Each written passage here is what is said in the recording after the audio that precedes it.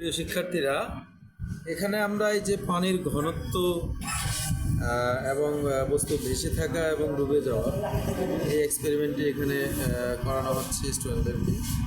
এখানে আপনারা খেয়াল করেন, এখানে শুধুমাত্র পানি, ঠিক আছে।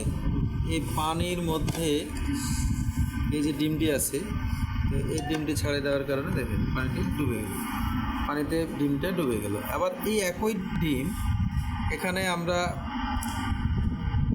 লবণ মিশ্রিত পানি, লবণ মেশানো হয়েছে, যার কারণে পানির ঘনত্বটা বেশি হয়ে গেছে।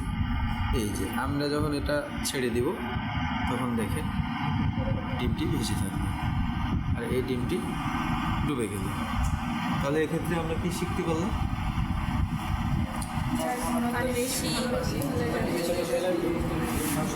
কোনো পদার্থের ঘনত্ব যদি পানির ঘনত্ব থেকে বেশি হয় তাহলে সেই বস্তুটি বা পদার্থটি ভেসে থাকে। ঠিক আছে, ঠিক আছে, ধন্যবাদ সকলকে।